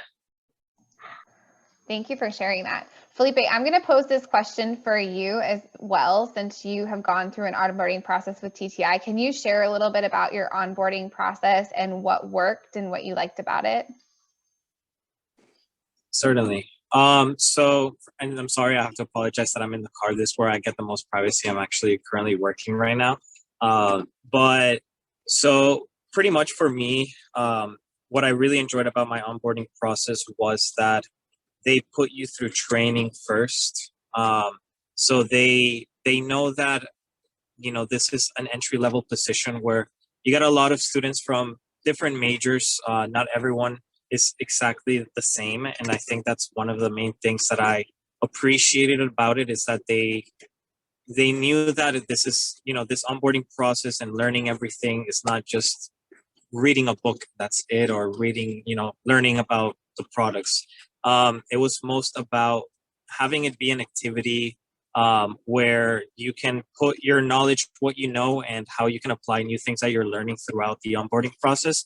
So we had about a week-long training over at TTI, and it was really great because usually, before the pandemic, they would fly you out to South Carolina and you would do the training there. But since it had to be virtual, it was still, very interesting to see how they were going to do the activities in person, but virtually. But it was pretty much just showing that perspective of not everyone's alike, everyone is different, and that you just have to, kind of learn it your own way, and just be there for any kinds of questions that you have, so that, the learning process is not just I need to do this now or I'm not going to succeed in my role, rather than, you learn it your way and you can apply your skills as you see most successful in your tasks. Awesome. Thank you for sharing that. So I'm going to pose another question that one of our employers posed in the chat. So how do you prefer to be contacted by employers? Do you prefer to be contacted through Handshake, through LinkedIn, email, phone, text message? So what is your preference when employers are looking to reach out to you? So Viviana, I'm actually going to start with you on this one. Okay, I'm actually happy I got this question because recently an employer reached out to me through Handshake, and I like that personalized effort because it feels like, oh shoot, I'm special. Like you look through my profile, maybe they didn't, but still I feel like they did. And I'm like, okay, it kind of already gives me that like amp that I feel like, oh yeah, I'm qualified for this job. Let me apply for it. It definitely makes that employer stand out to me because then I want to research that employer. I want to know how I can contribute and what I can learn from them. I think any type of personalized effort, whether it is through Handshake, LinkedIn, email, I've never personally had an employer text me or call me. Granted, I don't think I have my personal information out there like that, but I think any form that's personalized is the best way. When it's general, when it just comes through like, hello student, it just seems like, okay, now I know 1,000,000,001 other people are going to be applying to this. And yes, I mean, if it still interests me, I'm going to apply, but it's going to kind of deteriorate my thought process, like just looking at that company thinking like they're just trying to find so many fish in the sea. Awesome. Thanks for sharing that, Viviana. And Megan, I'm going to jump to you to follow up on that. Anything you'd like to add to Viviana's answer about that question? Yeah, so first I would just like to echo everything that she just said. I agree completely. I'm also a big fan of being reached out to through email, especially if I'm applying to specific jobs and they have my email, and in addition to that, like my phone number. I tend to prefer the emails because it's that concrete document that I can always kind of go back to with those details. A phone call is always appreciated as well, but I find myself kind of rushing to get to a computer or a pad of paper so I can try to take notes and remember more of those details, as again, opposed to that email where I can always refer back to it. I have more of their concrete information. There's no issue of did I remember their email address the correct way, because it's right there so that I can always reach back out. But again, echoing everything Viviana shared in addition to that. Awesome. Thank you for sharing that. Felipe or Lex, do you have any other ways that you prefer to be communicated with by employers that Megan and Viviana didn't happen to mention? I don't necessarily, but I will speak to like the email question. I think I preferred to get things on Handshake and LinkedIn because it felt like I was this unique, special candidate, even if, maybe the reality was it was truly copy and pasted. Because in email, I think my mind goes to, oh, I was blind carbon copied on this, right? Like it was sent to 1 billion other people. I am the 50th person on here. And it feels like there's more room to be generic there as opposed to Handshake and LinkedIn. If someone sent me a message, I would be 10 times more likely to click on it and go apply to the job, or at least look at the company. Awesome. Thank you for giving that insight. All right, next question. So is there something that an employer did in the past when you were going through recruitment, maybe like an event, a communication style or something that was particularly unique and effective and really stood out to you as being something that other employers maybe didn't try but worked really well? So I'm going to kind of throw this out to all of you and allow the first person who would like to go ahead and answer. I don't want to put anyone on the spot yet. I'll go ahead and Thanks, kick Felipe. this one off.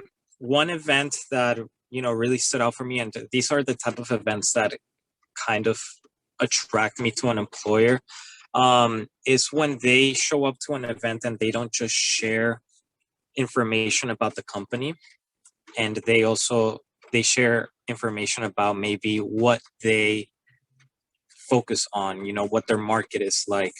So for example, we had Johnson & Johnson present at one of our American Marketing Association meetings, and we learned a lot about Johnson & Johnson, their internship opportunities, part-time, full-time opportunities, and everything.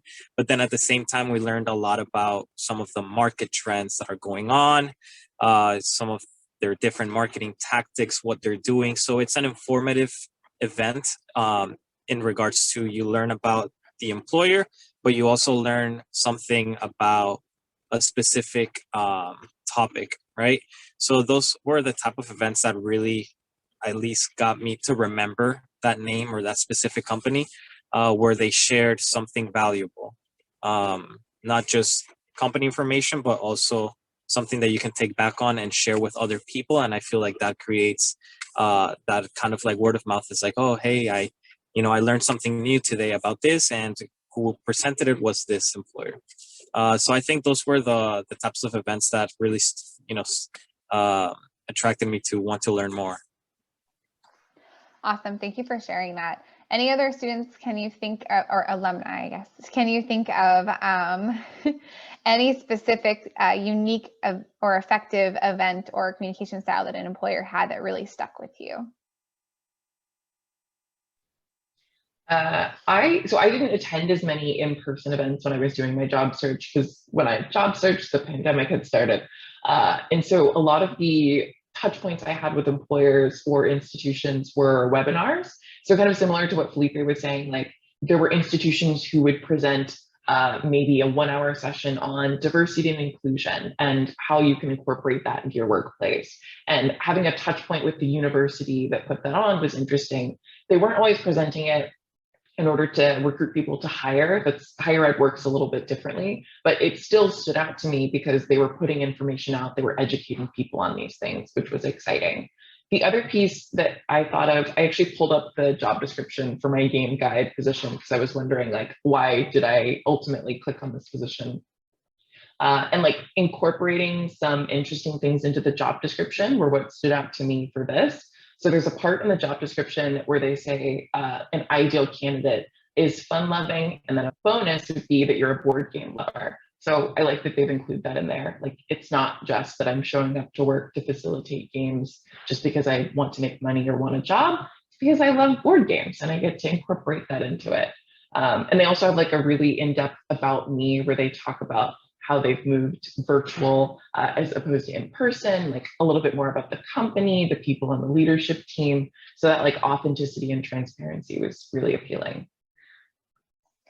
Thank you for sharing that. You actually just spawned or kind of jumped into my next question. So great minds think alike.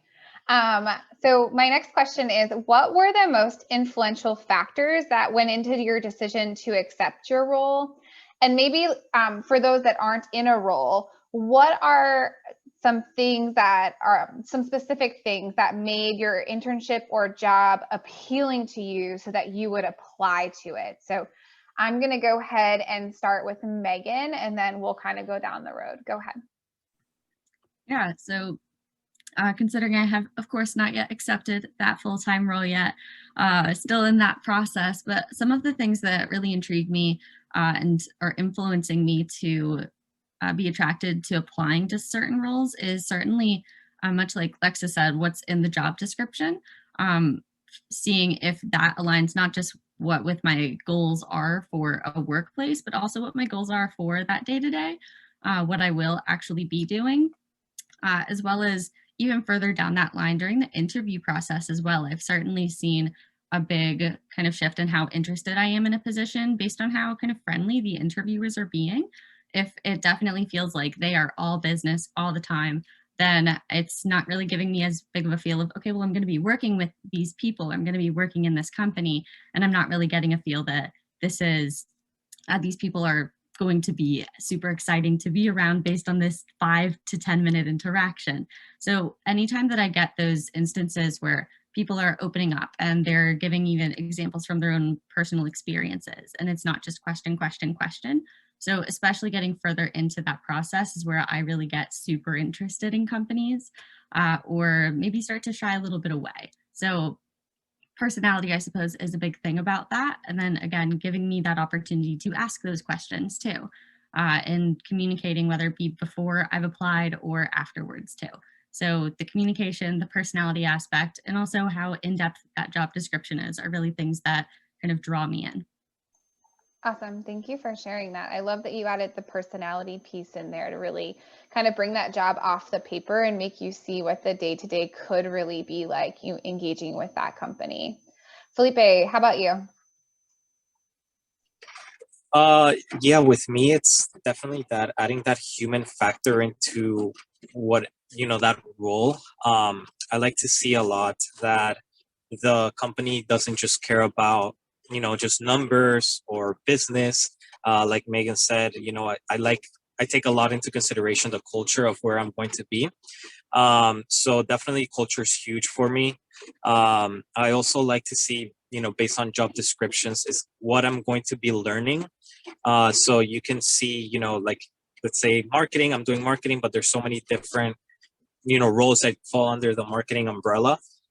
So, it's going to be a learning process at the end of the day, no matter what job you're going to join. So it's kind of that learning aspects, like, okay, what would I learn here? What would I learn in this different role? And that's a really good, I think, way to kind of throw it into the job description. And yeah, I think those are my two other factors, other than the ones I mentioned earlier. It's definitely adding that human culture factor into it. And what are some of the factors I'm going to be learning? Awesome. Thank you for sharing that. And Viviana, I'm going to kind of flip the question a little bit for you. I would love for you to tell our employers a little bit about, your internship experience during the pandemic. Like, what attracted you to the internship? How was the internship run? And what do you think made it really successful? Okay, so for my internship last summer, I was completely virtual, and it's kind of funny because that internship, the summer previously, I had it in person. So I kind of was able to feel it out, like how it was in person versus how it was online. So I was in a completely different position. I was a digital producer, so I would write online stories for WOFL, which is Fox 35 in Orlando. My experience was really great because, like what Megan and Felipe said, I was with a great team. They were really the people that helped me learn. They would sit with me for hours, just like telling me, like, this is what we do. They did not have to do that whatsoever. I could just sat there, but they really took an interest in me, not only learning more about what I could do in my field, but what it takes to be, say, in that position, and what are different tasks you're going to be thrown at each day, because it's not always just going to be writing, and it's not always just going to be like looking who's watching your stories, who's watching the news. It's going to be things that you never thought like mattered, maybe like sales or maybe promotions. So it was nice to have people that just really want you to succeed. And in my internships, I've always had that. I've always had people like behind me that, like, even if it's other reporters who are like, okay, you're starting off, you're going to start from the bottom, but try it.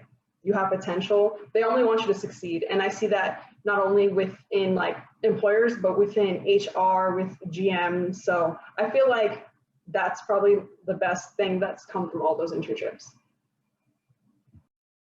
Awesome. Can you talk just a little bit about what was different about the internship when it was in person, and what was different when the internship was virtual?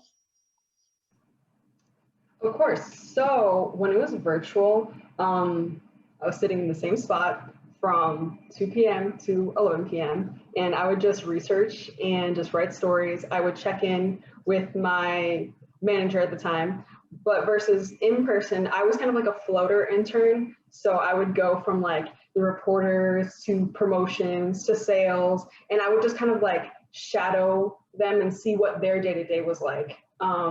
Instead of being more involved. That's one thing I would say, like my internship last summer as a digital producer, I was basically like working. I was able to write stories. I was able to research. I was able to have my content be published, versus my in-person internship, which was what I prefer, just because I like being in person and I like interacting with people. But there I was more of a shadow instead of a driving force within the company. Awesome. Thank you for sharing that experience. All right, I have one final question for our panelists, but employers, if you have any questions that you would like to see answered really quickly, if you just want to pop those in the chat, I'm happy to pose those questions to our panelists as well. So while we're waiting for any remaining employer questions, I just want to know, as a kind of a wrap up, what is the most meaningful thing an employer can do to reach you with their opportunities at the end of the day? So I'm going to start with Lex. Okay. This is such a good question. It took me a while to figure out specifically what it was that Turing and Kingmakers did that was like meaningful to reach me. I think number one is, if you have the power to, put the salary in the job description. I will not, and I did not apply to jobs that do not have the salary clearly listed and somewhere accessible, because I don't want to go into a position where my salary is questionable. I get that not every company, and you know, it varies person to person, but that would be a big recommendation. If you have the power to, put the salary or the salary range. Also clearly communicate whether the position is remote, temporarily remote, or on location, because there is this assumption, right, that if you're based in Boca Raton now, that maybe it's in person, but it's helpful for people and it makes things easier for you all as people that will eventually have to interview these folks, to make it very clear up front whether the position is temporarily remote, or on location. I'm saying this both as a career coach who helps people get jobs, and also as someone who previously was searching for her own job. I think it's helpful to do, because there were so many places where it was either not listed or it said remote, and then when I interviewed with them, it was temporarily remote and they wanted to move back to the office eventually. So just kind of mitigating any kind of confusion. And then the last thing was, when I was looking back at my job description for Turing, they had clear metrics that they wanted a person to meet in this position. So in a typical job description, you see things like what you would do in a day-to-day. They're nice action verbs like build beautiful stories for our audience. But what Turing did was they took the audience I'd be working with and literally laid out like percentages and goals that this person needs to hit by their first 6 months or first 90 days. And that was helpful to me, because it gives me, even from a bird's eye view, the expectations for this role and whether or not I think I could accomplish those. Awesome. Thank you for highlighting those, Lex. Viviana, I'm going to go to you next.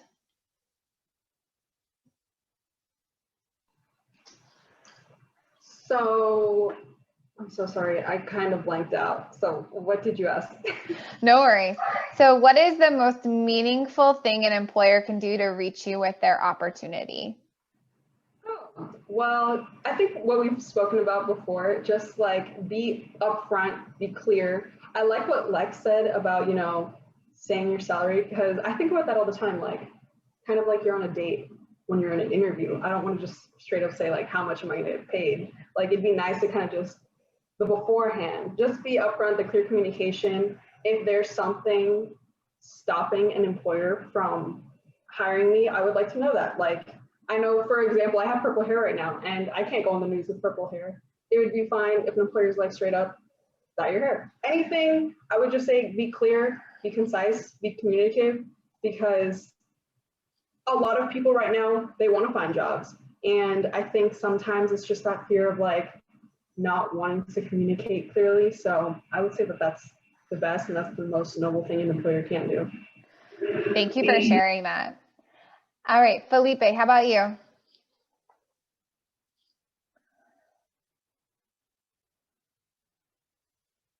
All right, can you hear me now? Okay. Yes. For me, you know, that you know, reaching out is always that first impression, right? So definitely being clear is one of the main things that I would find meaningful, because if you're if you reach out, like let's say for example through LinkedIn, and it's a crazy long paragraph, then it's gonna be really hard to want to read it, especially if it's from a company that you're not familiar with. So being very clear, and I guess the other thing would be just personalized, making it a little personalized, adding, why you're reaching out to that person specifically rather than someone else. Maybe mentioning, their major, like I know you can maybe filter. I mean, I don't know how it works from the employer side through Handshake or LinkedIn, but I'm sure you can filter out what specific majors you're looking for. And saying, hey, I think you would be a great fit because we're actually looking for marketing majors, or adding that specific I guess personalization to the message will make it more significant and more meaningful than just reaching out and talking about the opportunities that are available and that you should apply. Thank you. And last but not least, Megan. Yeah, so again, all excellent tips and things from my fellow panelists here. The last thing that I suppose I would add is just being really descriptive in that job description itself, because if they're being descriptive, it's showing that the company is putting in the effort to really get someone to know about the position. Something that I really enjoy about the descriptions too is if there's going to be multiple responsibilities, putting in percentages is something that I've seen a lot of.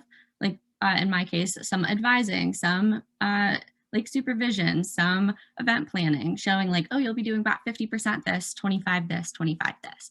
Just little things like that to show me a better breakdown of what I'm going to be potentially doing, so that I can kind of figure out a little bit more about how interested I am in doing that. So those are some small things, I suppose, to that really get me more jazzed up about applying to something. Thank you. All right. Well, I want to first thank our panelists for taking the time out of your day. I know some of you had to take off work to present to our employers. We really appreciate you being here, sharing your insights and your experiences. So thank you again. And we hope that you have a really wonderful rest of your Thursday. And if any of you need us, the FAU Career Center is here for you always. So please feel free to pop in or give us a call. Also, if you would like to put your contact information in the chat for any of our employers, please feel free to do so. Employers, if you have follow-up questions, you can reach out to the students and our alumni who are interested in receiving more communication from you. So if you'd like to, alumni, please feel free to put your information in the chat now. I just want to say thank you to Megan. Good to see you, Lex. Good to see you, Megan, as well. Felipe, Viviana, thank you so much also for your contributions. And one thing I think that's important for us to note as well is that we've heard from a great group of Gen Zs. And Gen Zs, as we all know, are different than millennials. And Gen Zs really, are looking for some things that are different perhaps than our millennial students of the past. At the FAU Career Center, we have a lot of great insight and information. In addition to what our excellent panelists have shared today, we have a lot of great insight and information that we're more than happy to share with our employer partners on Gen Zs, what motivates Gen Zs, what's important to them, and that would just simply put exclamation points on a lot of the things that our great panelists have shared today. So that's another resource the FAU Career Center can help you with, as far as being able to understand more about the student population who are Gen Zs that we have today, what's important to them, what motivates them, what they're looking for. So please let us know how we can help in that regard as well. And thanks again to our excellent alumni and student panelists. It's great to see you. Thanks, panelists. Have a great day. Thank you so much.